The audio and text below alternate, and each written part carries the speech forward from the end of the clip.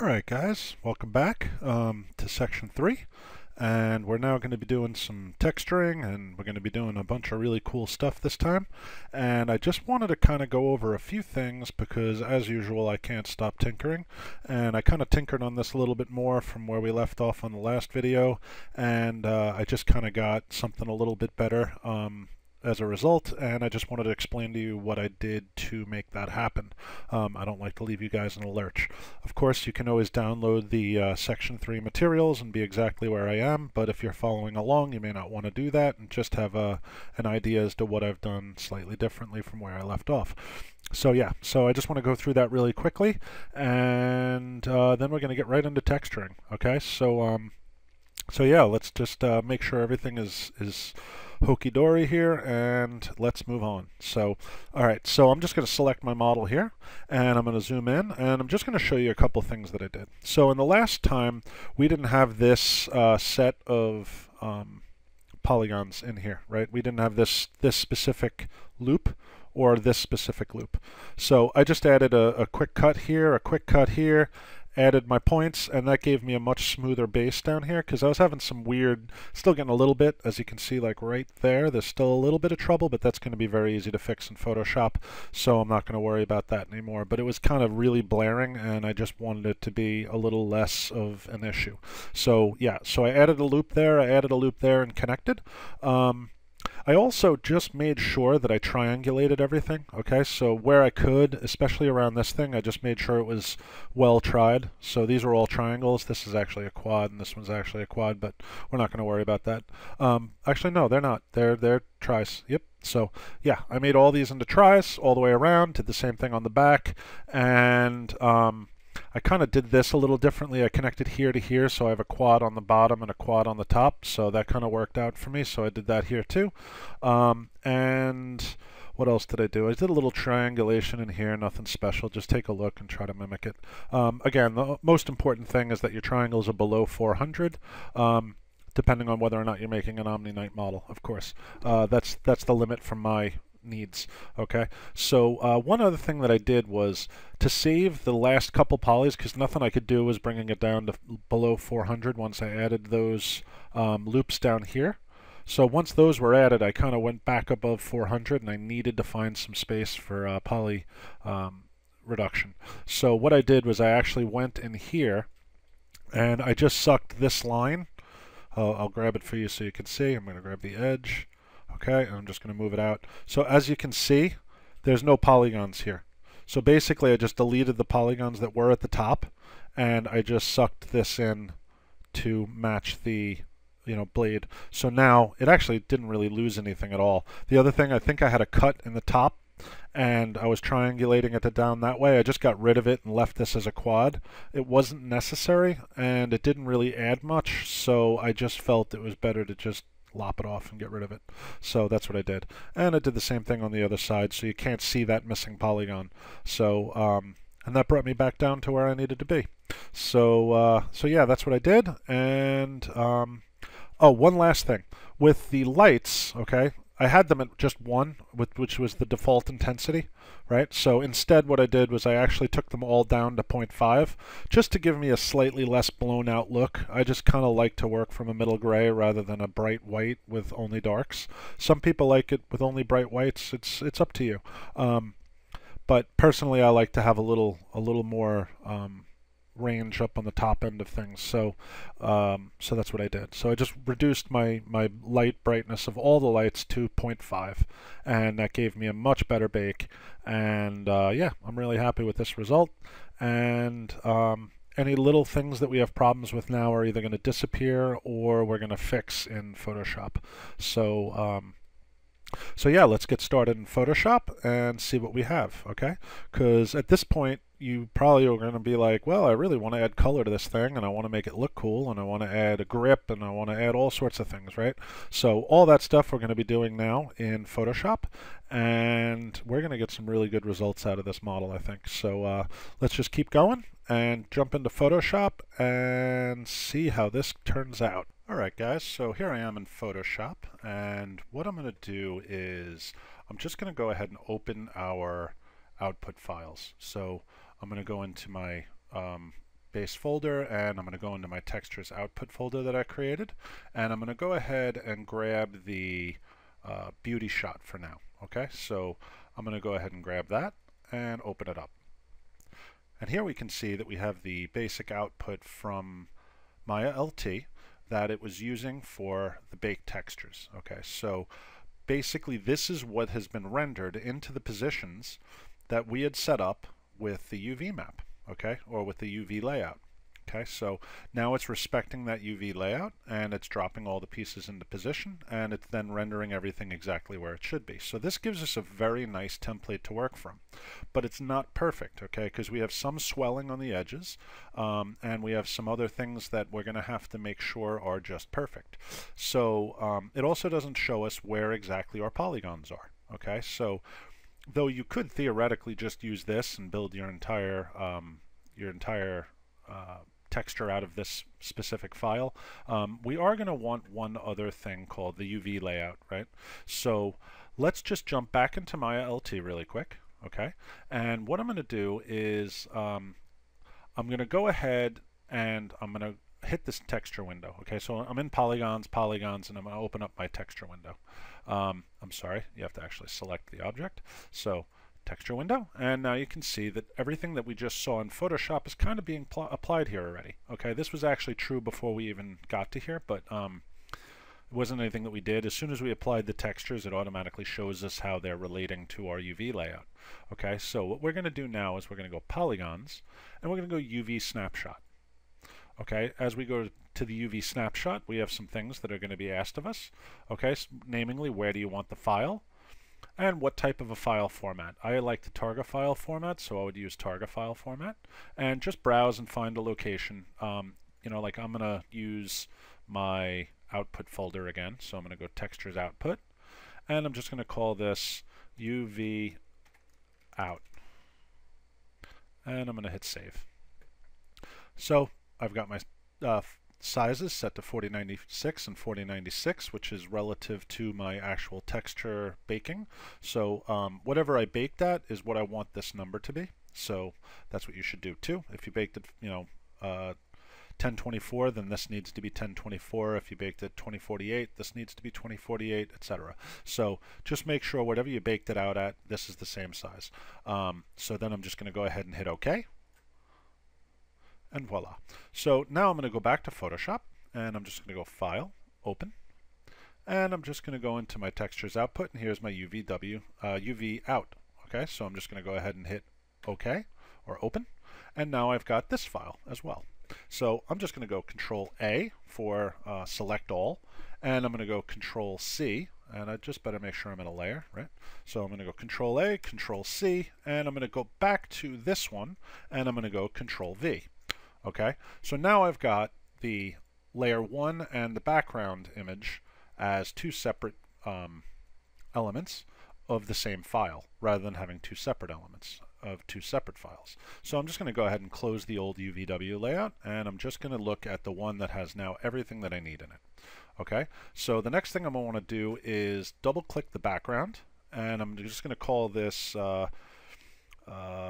main output. Okay, and I'm going to put that all the way at the top of the layer set. Okay, and I'm going to go ahead and say multiply. Now once we do that, we're going to have this issue, but that's okay. So I'm just going to turn that off for now, and I'm just going to zoom in a little bit. There I am. And what I want to do now is make it so I can see kind of through this thing. So under layer 1, I'm just going to now set this to difference. And now I should be able to see all my lines nicely laid out over my diffuse texture. Okay, so the next thing we're going to want to do is to get our files appropriate. So what we're going to do is we're going to go ahead and go File, and we're going to go Save As. Okay, and what that's going to let us do is create a new folder. Okay, so in here I'm just going to go right click, and I'm going to go New, and I'm going to go Folder. Okay, and this one's not going to be called Textures Output. This one's going to be called Textures _ Working. Okay, And I'm going to go ahead, actually I like the dash, I don't know, I was stay consistent, so put the dash and call that textures working. And I'm going to go ahead and go into my textures working file, and I'm going to call this sword underscore diffuse, okay, PSD. And I'm just going to go ahead and hit save. Okay, so now I've got my layered file separated from my textures output. Okay, that's kind of important. So in case you ever have to go back, you don't have to rebake everything because you overwrote your original files. This keeps everything separated and makes sure you don't ever overwrite your files accidentally. It's just a good habit to get into. Okay, so the next thing we're going to want to do is know what everything relates to. So this isn't going to be so super important on this model. This model is really kind of simple, and it's not a million pieces, and it doesn't have it's not a spaceship, it's not a car, it's not a big object. But it's good to get started with good habits right away. So one thing that I've found invaluable, especially the larger the object, the more of a pain in the butt it is, but also the more it pays off for doing it.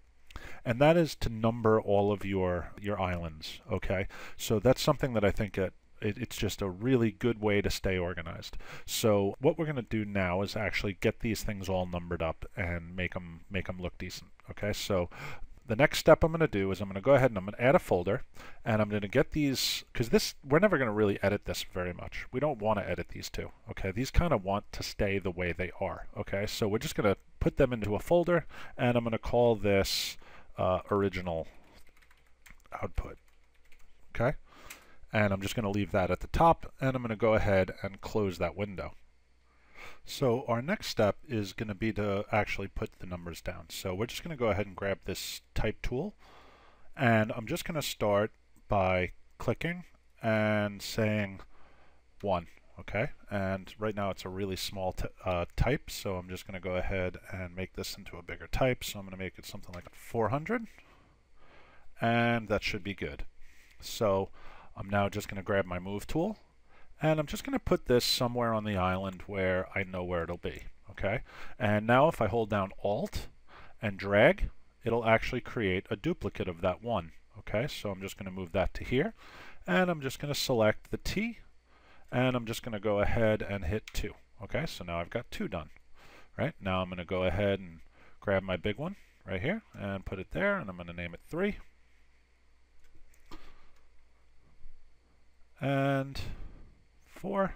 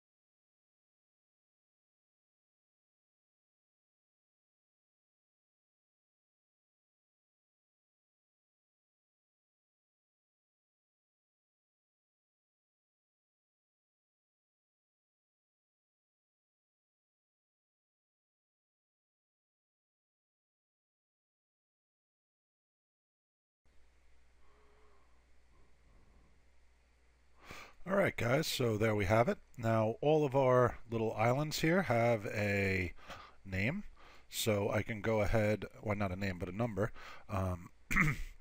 and we can use that in a couple different ways to really just know what we're dealing with.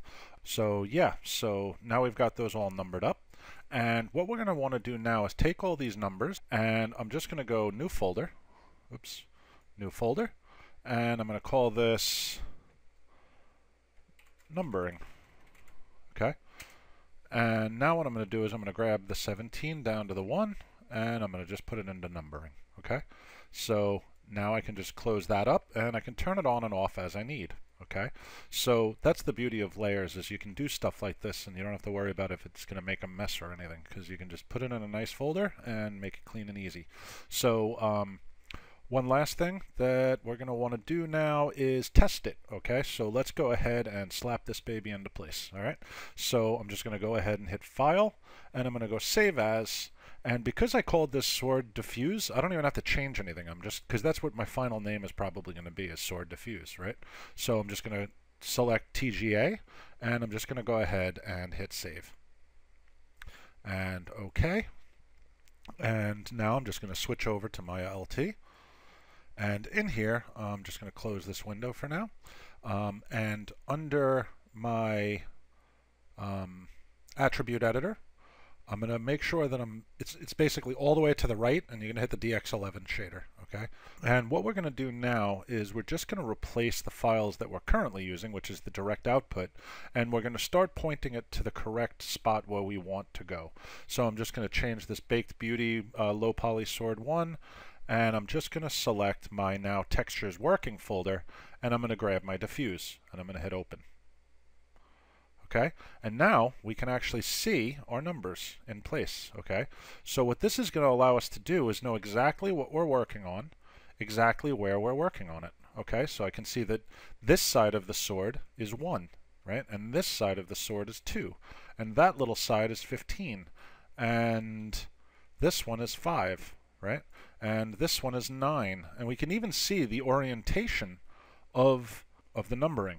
All right, so back in Photoshop again. Let's go ahead and turn off our numbering and tab this out, and let's turn off our lines for now. Okay, so what we're going to want to do is kind of block out our basic colors here, okay? So we can see that there are certain things that we know are going to be a certain color, and there's certain things that aren't going to be. Like this is not going to have any gold in it, but the sword hilt is probably going to be gold or brass or something to that effect. So let's just kind of zoom in a bit, and let's take a look at what we can do. Now, normally it would be kind of a pain in the butt to select all this stuff exactly, okay? But what we can do is we can actually use these lines to our advantage. So what I'm going to do is I'm going to actually turn these lines back on a second, okay? And I'm going to go ahead and I'm going to grab this, the magic lasso tool, and I'm just going to set the tolerance to 0. Okay, now it's important that I select this layer first. Okay, so right now I'm on the lines layer. In fact, I'm going to go ahead and name that layer so everybody knows when I click on it. So this is going to be outlines.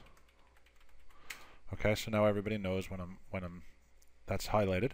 So I'm just going to grab my select tool. I have my tolerance set to 0, and I've got the outlines selected. And now what I'm going to do is I'm just going to start selecting the little boxes in here that are what I want to grab.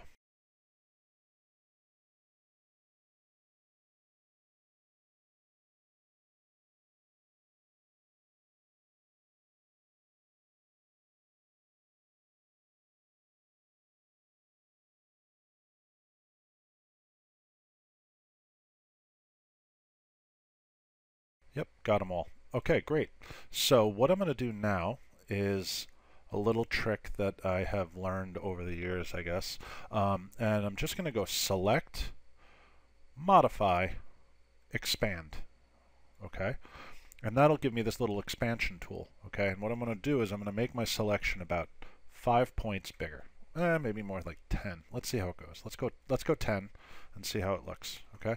So I'm going to hit 10 and hit OK. Okay, and now you can see, oh, that actually worked out perfectly. And as you can see, I've got everything outside of my area selected, right? So that's pretty cool. And it also got rid of all those division lines, so I don't have that issue anymore. Okay, so now all I have to do is close that down, and I'm going to go ahead and add a new layer, and I'm just going to go Edit, Fill, and I'm now going to fill it with a color. Okay, and that color is going to be my gold. Okay, and that's just going to be my base gold color. Okay, and there I have it. Okay, and as I can see, I can actually tell that I've missed a few of these rectangles after all, so I'm just going to go ahead and zoom in again, and I'm just going to grab my outlines again, and I'm just going to do that same operation with the missing pieces. So I'm just going to grab these guys that I missed, and I'm just going to do the same select operation. Select, modify, modify, expand, and 10 pixels again. And I'm just going to go Edit, Fill, Okay. And you don't have to worry too much. Why did it do that? Oh, I put it in the wrong layer. So let's not do that. Let's put it back into the top proper layer, which is our little yellow layer here. And we're going to go edit, fill, and color, same. Okay. All right. So now we've got that all filled in nicely, and we've got our basic layering done. Okay.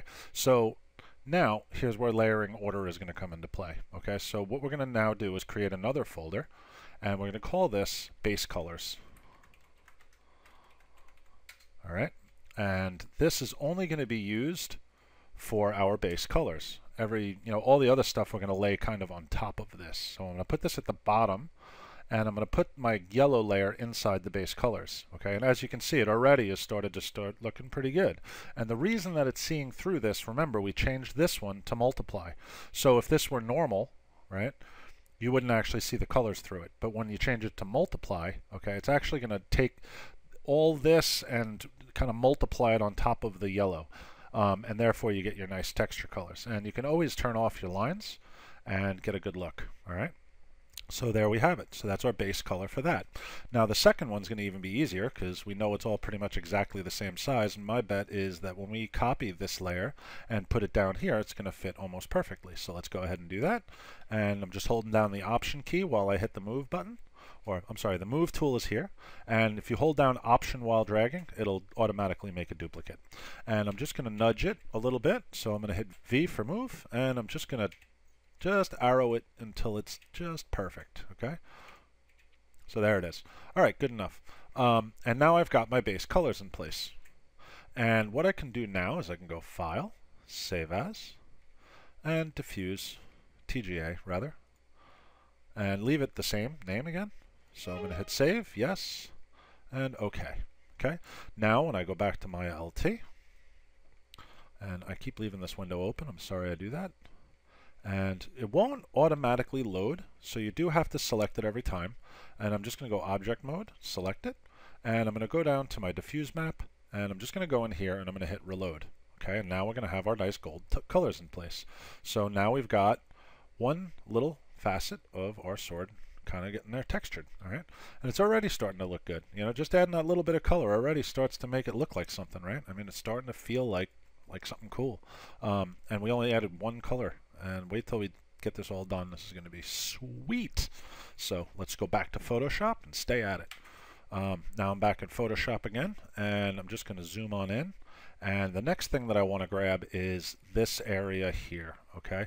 Because I want that to be standoff black, right? So I'm just going to go New Layer, and I'm going to grab this layer this time, and I'm going to use that same tool, except this time I'm going to set the tolerance to something more like 30, and I want to make sure that anti-alias is on, okay? So I'm just going to go ahead and select, and that should get me a pretty good selection area.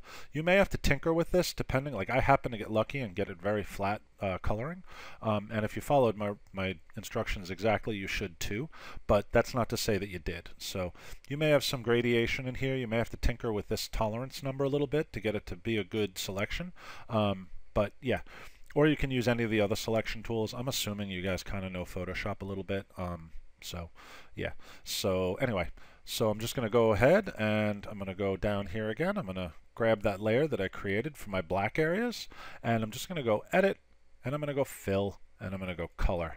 Okay, and in here I want to select like a dark gray. I don't want it perfectly black, but a nice dark gray would be good. Okay, so I'm going to hit OK, and I'm going to hit OK.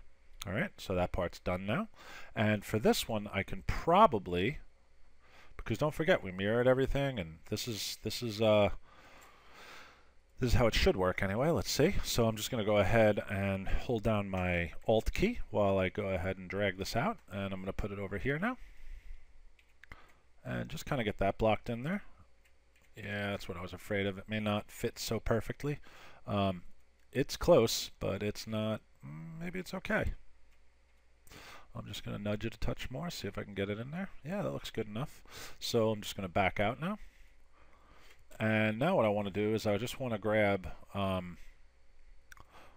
this guy again. I'm going to hold down Alt key while dragging it across, and I'm going to go Edit, Transform, and I'm going to go Flip Horizontal.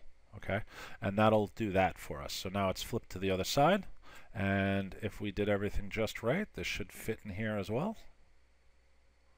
And she sure does. Very nice, nice and comfy.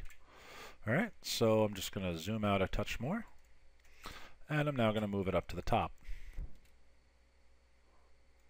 And nudge it into play.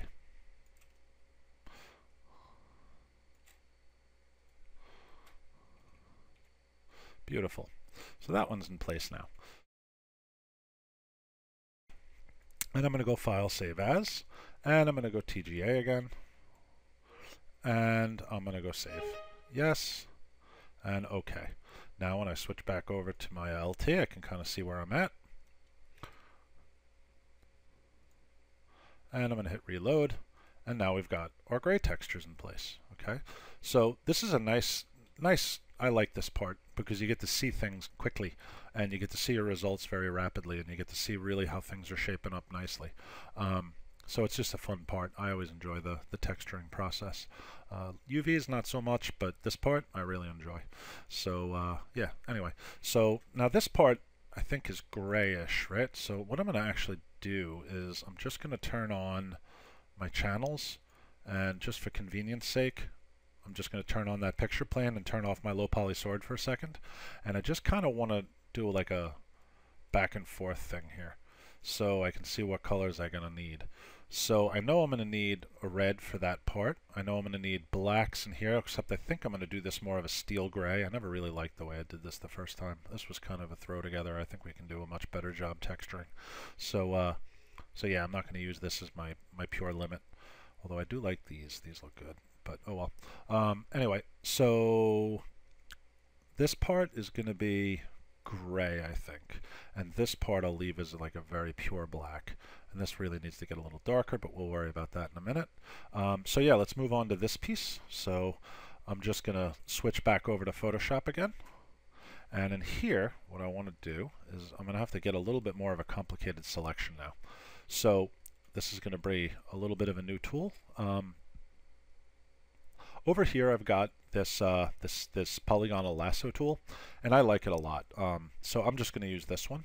So I'm just going to really carefully trace out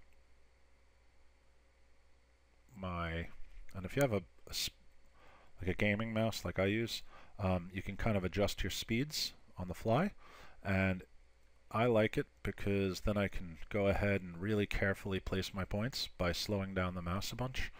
So that's what I'm doing right now, is I'm just using a very slow mouse with a very slow tracking speed to very accurately place my points. So I'm just kind of selecting out.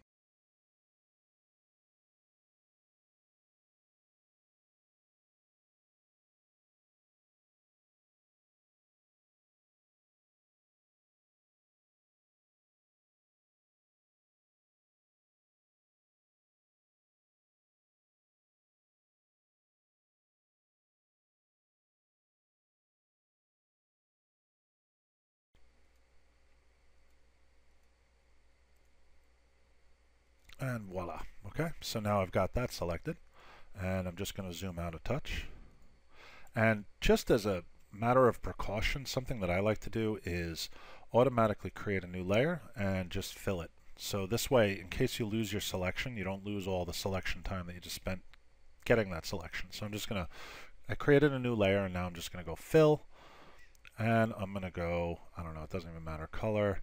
I think I said I wanted a nice light silver, so I'm going to go silverish color, maybe even a little lighter than that, and hit OK, and hit OK, and there I have it. So now I've got that area done. Okay, so the next thing that we're going to need to do is get this this ring kind of selected out of here. So that's more easy. So I'm just going to grab my elliptical tool over here, and I'm just going to deselect and hold down Shift and kind of position this into place. And then I'm just going to go Select, Transform Selection. And now I can kind of, I get this box around it, which makes it a little easier to position. A lot easier to position, I should say. And I see that there's a little bit of distortion, so let's go ahead and compensate for the distortion. That should be pretty good. All right, so now I'm going to hit return, and that will commit my selection here. Now what I want to do is I want to zoom in a touch, okay, and see here, I need that area deselected. So I'm going to grab my little polygonal lasso tool, and by holding down the Alt key now, I'm actually subtracting area, okay? So I'm just going to deselect this space here, and deselect, deselect, and that should do it. That's a little off up here. I overdid it. Oh well, that'll be okay. And I am going to do this though. I am going to just make it even, because that's going to be a little shadowy area. I kind of want that anyhow. But this up here I need to fix. So I just nudged it over to the left a little bit, and I'm just going to deselect this area out here one more time. Just that little bit. And there we go. So that looks good. And now what I want to do is the same thing on the other side. So I'm just going to go ahead and do my selections. And now remember, we're working at a much higher resolution than what will actually be in game. So if we have little itty-bitty issues, we shouldn't see them in the final result. So, all right, so that's good. And now I've got this area selected, and I'm just going to go ahead and grab a new layer again. And this time I'm going to fill it with red. Edit, fill, and I'm going to go ahead and grab color. And I'm going to go ahead and grab a nice deep red. Okay, okay, and there we have it. All right, so that looks pretty good now. And if you remember, right, so this layer is separate. Okay, so what that means is we can actually just make a circle and drop it right in behind all this. So let's go ahead and do that next. And I'm just going to go ahead and grab my circle again. Try to match it up nice. Select, transform selection, and I'm just going to squeeze it in a bit. And this part doesn't quite line up so good. Let's just fix that some. And there we have it. So now we have a nice selection of the back. Now, because this is kind of inside a little bit, we're just going to want to suck this in a touch. And I wouldn't even go that much. I would just go very, very little bit inward, just to give us that believability factor. Okay, that's perfect. Okay, and we're just going to hit return. And now what I'm going to do is I'm going to go new layer, and I'm going to fill this with black. Edit, fill, and I'm going to go color. And I'm just going to pick a very dark, dark, dark gray and hit OK. OK. So now it's behind. It's in the wrong layer position. So we're just going to go ahead and drag it down until it falls in behind everything else. OK. So I'm just going to deselect and zoom out. OK. So there we have that part done. Now to mimic that down there, we're just going to grab all three of these layers, and we're just going to go ahead and move it. Alt, while you're moving it, we'll copy it, and you're just going to drop it right into position on top of the other one. All right, so there we have it. So let's see how she looks. Go File, Save As, and hit TGA. Save, yes, okay. Let's switch over to Maya LT and see how she looks. Turn on our low poly sword, select our low poly sword, select our attribute editor, go to our diffuse map, and hit reload. All right, so there we have it, and it's already starting to, you know, get something to it, right? I mean, it's starting to look pretty good. Yeah, it's not going to take long for this to look better than my original, honestly. This is going to look really good. I'm really looking forward to how this is going to turn out.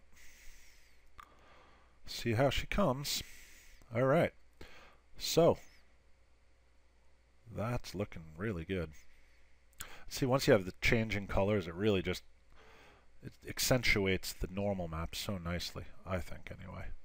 I mean, look at this. It looks almost modeled, right? I mean, wow, pretty cool.